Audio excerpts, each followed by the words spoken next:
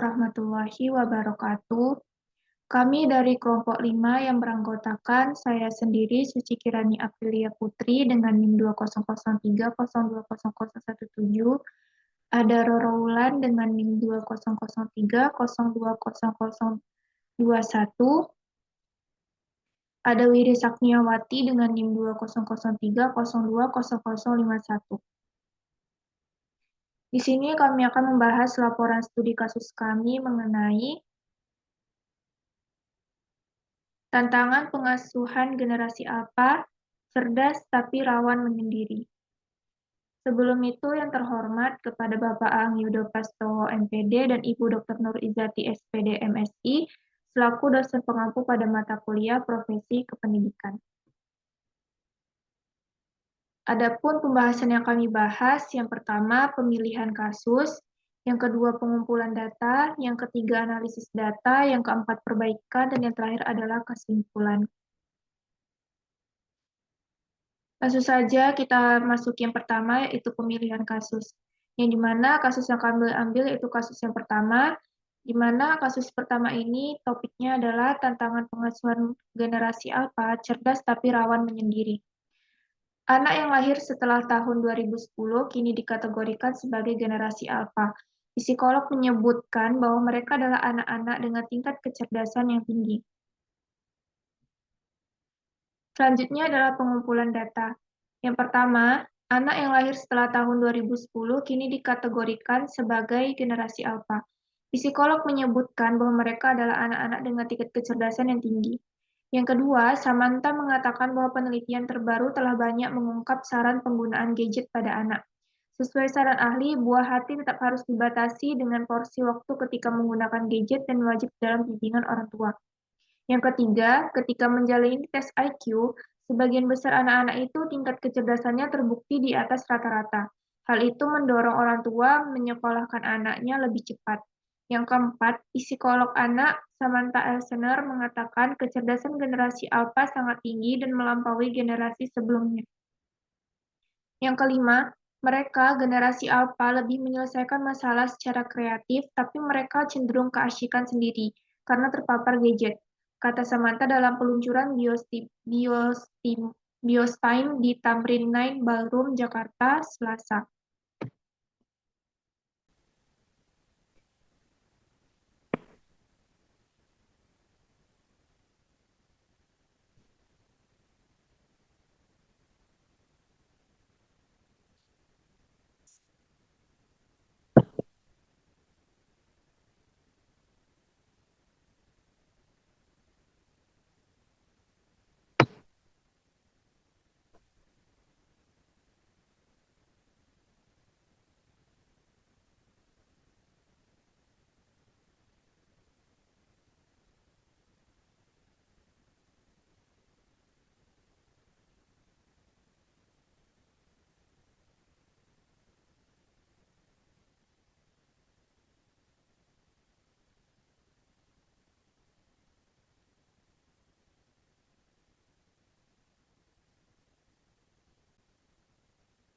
Baiklah, sekian penjelasan dari saya. Penjelasan selanjutnya akan disampaikan oleh Roro Wulan.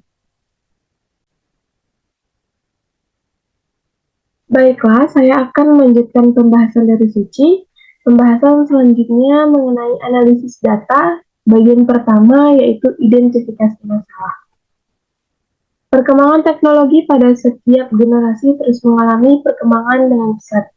Dengan kemajuan teknologi menjadi sebuah tantangan bagi setiap orang tua dalam menghadapi pendidikan untuk anak usia dini yang merupakan generasi alfa yang tumbuh dan berkembang dengan adanya kemajuan teknologi saat ini.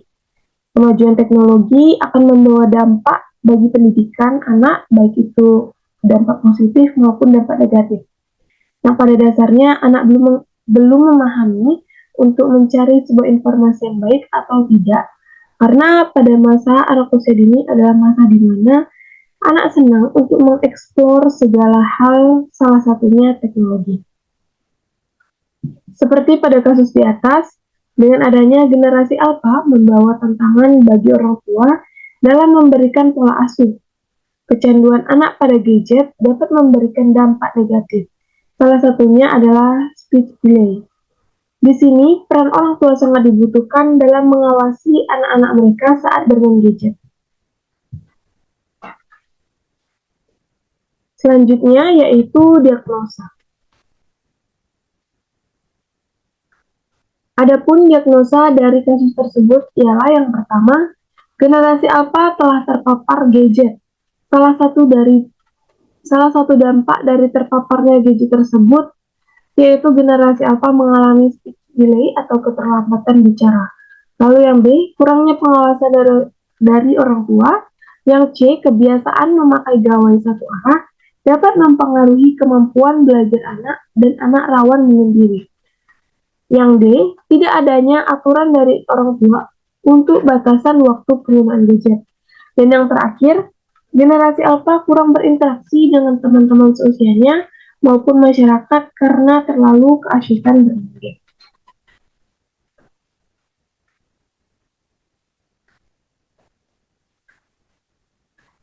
Pembahasan selanjutnya yaitu mengenai perbaikan. Bagian pertama yaitu alternatif pemecahan masalah. Yang A, kemungkinan yang terjadi jika generasi alfa tidak segera mendapatkan bantuan untuk mengatasi masalahnya. Yang pertama, perkembangan sosial anak terhambat karena anak cenderung menyendiri, asik dengan dirinya sendiri dan tidak berinteraksi dengan sesama temannya. Lalu yang kedua yaitu anak mengalami speech delay atau keterlambatan bicara dan lebih pasif karena terpapar gadget. Yang ketiga, pudarnya kreativitas dan keterampilan anak karena anak tidak mengetahui bakat yang ia miliki. Serta yang terakhir itu kemampuan belajar anak menurun. Lalu yang B, kemungkinan yang terjadi jika generasi alfa segera mendapatkan bantuan untuk mengatasi masalahnya. Yang pertama itu perkembangan anak meningkat. Yang kedua, anak memiliki kemampuan berbicara dan berkomunikasi. Yang ketiga, meningkatnya kreativitas dan keterampilan anak. Dan yang keempat, meningkatnya kemampuan belajar anak. Sekian pembahasan dari saya. Pembahasan selanjutnya akan dibahas oleh Diri.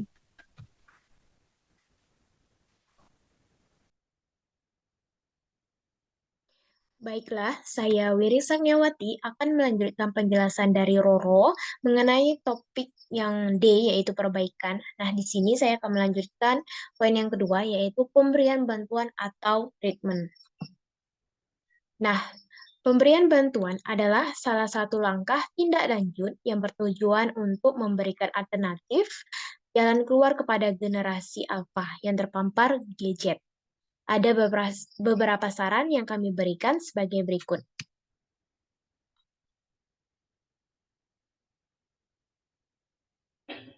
Nah, bantuan dari sisi orang tua, di mana orang tua itu harus membimbing dan mengawasi anak ketika menggunakan gadget. Yang kedua, membatasi pemakaian gadget. Nah, pembatasan ini disesuaikan dengan usia anak. Yang ketiga, selalu siaga untuk terus memberikan stimulus. Stimulus di sini maksudnya adalah stimulus seperti lewat video yang ditampilkan sambil olahraga, stimulus motorik, stimulus yang bisa mengajak anak untuk berbicara, belajar, berinteraksi.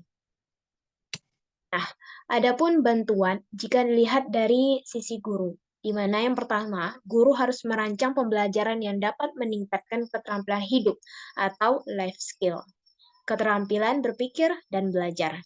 Yang kedua, guru berperan sebagai motivator dan fasilitator agar anak mengembangkan minatnya masing-masing.